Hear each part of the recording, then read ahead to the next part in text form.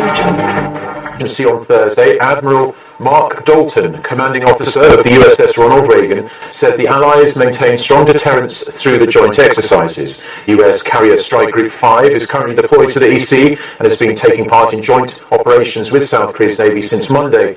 Dalton said the purpose of the drills is not to escalate tensions on the peninsula, emphasizing that the exercises are purely defensive in nature. The country's top Homeland Security official says terrorists want to pull off another 9/11. Tonight we're hearing from the head of the CIA, Chief Intelligence Correspondent Catherine Stewart. Catherine. Thank you, Brett. Speaking in Washington, the CIA director said the threat from Islamist terror groups is severe and complex, despite the near collapse of the ISIS caliphate in Iraq and Syria. Make no mistake about it, the intent still remains, the capability remains. And we worry, too, that there's capability that we just don't see. We're very focused on it. It is clearly the case that there are terrorists around the world who are intent upon using commercial aviation as their vector to present a threat to the West. Director Pompeo responded to comments from the acting Secretary of Homeland Security, Elaine Duke. Speaking at the U.S. Embassy in London Wednesday, Duke warned that ISIS remains determined to pull off a large-scale attack like 9/11 using passenger jets. Duke said ISIS uses truck attacks like Barcelona in August, where terrorists plowed through a pedestrian mall, killing and injuring more than 140 people, to remain highly visible, to raise money, and to keep their followers engaged. Despite battlefield losses, intelligence officials tell Fox News that terror groups and independent actors are developing non-metallic explosive devices with the intent of bringing down civilian aircraft bound for the U.S. This intelligence stream led to new restrictions in March at 10 overseas airports, banning personal electronics larger than a smartphone inside the cabin. The restrictions were ultimately lifted in June after new screening procedures were implemented and other standards met. Brett. Catherine, thank you. You're welcome. Well, Dana, it happened in a remote desert area on the border between Niger and Mali. 12 U.S. soldiers, we've now learned, from the Army's 3rd Special Forces Group accompanied 30 troops from Niger on a routine meeting with elders in the village of Tonga Tonga. The American Green Berets traveled by convoy in unarmored military trucks, just as they had done 29 times without incident over the past 6 months for similar meetings. The troops were ambushed, we're told, after they left the meeting at about 12 p.m. local time. 50 jihadists from a new ISIS affiliate riding motorcycles, toting rocket-propelled grenades and machine guns sprayed the U.S. troops with gunfire. A gunfight ensued. 30 minutes later, French Mirage fighter jets appeared in the skies above, and the militants scattered. A French helicopter flew the American wounded back to the capital. A contractor then carried the 3 American Green Berets killed in action back by helicopter to the capital. Sergeant LaDavid Johnson remained missing. U.S. officials feared that he was kidnapped and asked the press to hold off reporting that he was missing. At 5 p.m. Eastern Time on the day of the attack, October 4th, the Pentagon informed the White House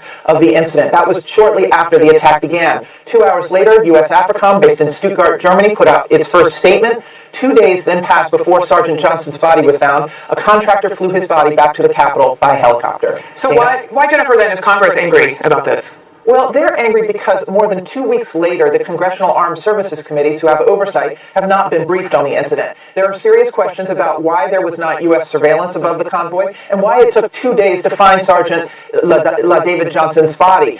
Senators are now demanding hearings.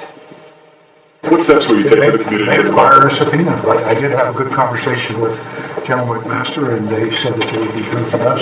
We have a lot of friendship, and we'll hopefully get all the details. Do you feel the administration's been forthcoming up to this point about what happened there? Of course not. The delay, as much as the non-disclosure, is a cause for very great concern. U.S. officials blame a new ISIS affiliate that broke away from al-Qaeda in October 2016. Its local leader, Adnan Abu Walid, is thought to be holding an American aid worker hostage. Some are trying to paint this as an intelligence failure. Pentagon officials tell us this is the problem operating across Africa. Very large remote spaces. Local extremist groups are starting to call themselves ISIS, and there is a degree of risk with doing any of these missions, Dana. And they're certainly determined. Okay, Jennifer Griffin, thank you so much for that. And for more on this, I am joined by retired 4-star General Jack Keane.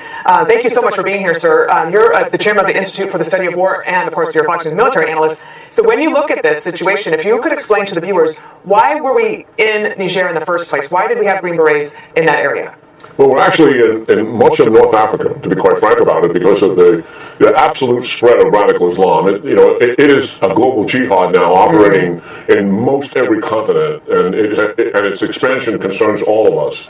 And what we try to do here is train and assist the local indigenous forces in about 6 to 8 countries there so they can deal with the growing extremism themselves. So we provide assistance to them. We're not leading in any of the fight. We're helping them. And from time to time, we'll conduct a drone strike if we get good intelligence on a target. But the people on the ground that are doing the fighting are the local forces. The Special Forces team is there to train and assist them in doing that. But of course, when they're out teaching them how to do combat patrols, you're in a combat zone, and you're subject to contact with the enemy. In this case, it appears they were doing something they do quite often, as Jennifer mentioned, going out to deal with various villages. They call it tribal engagement, to really understand what is happening in those villages, to understand what the enemy is doing and the pressure they're putting on them. The other thing is our special forces, or Green Berets. I commanded Fort Bragg, and that's the home of the Airborne and Special Forces, so I'm quite familiar with it. What they do, they're our primary trainers in different regions of the world of other military forces. They learn the language, they understand the culture, they live close to the people. They're used to being in a small group as opposed to large formations. They're very adaptive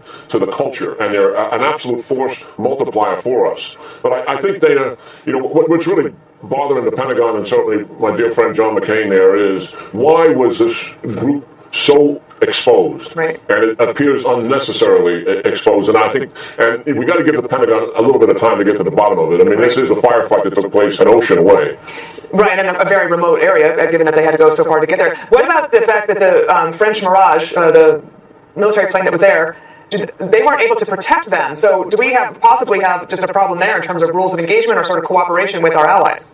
Well, from what I understand, and I don't have inside information from the Pentagon because I don't bug them about things like this. What I understand, the country of Niger does not permit us to have armed drones providing overhead protection for our patrols. So the Mirages, or French fighter aircraft, got there within 30 minutes. But usually a firefight like this, where you're being ambushed, the actual primary killing that takes place and exchange of fire is very explosive, and it doesn't last for a long period of time. And the other thing is the unit integrity was broken down by the sheer violence of an ambush. And these are very chaotic things for well-disciplined troops, believe me, because at that point when you're under such intense enemy fire, you are absolutely fighting to protect your life at that point. And you're outnumbered and you're outgunned, and you know that this is a life-ending situation that you're involved in. Earlier this week you were on the Daily Briefing, we thank you for that, and you were talking about how ISIS is, at least their land mass area, is being depleted in the Middle East. But these were supposedly ISIS fighters. Is there some sort of conflagration that is growing in northern Africa that we now have to turn our attention to? Yeah, I think that's a very good point. I mean, I think what we need to do here, the administration has obviously been so busy in foreign policy and national security, had major reviews on North Korea, major reviews on Iran, and certainly on Afghanistan. They need to do a strategic review here, because what essentially we're doing, Dana, is we're executing Obama's policy in North Africa, as I just tried to explain it. The counter-extremism, radical Islam, train and assist. Do we have the right strategy is a question, a reasonable question for the president to be asking, and do we have the right resources to apply to that strategy? So they need to do a review here. And probably this will spark This will do it. Yeah, I agree. All right, General Jack Keane, we appreciate you being here. Thank you so much. Yeah, good talking to you, Dan.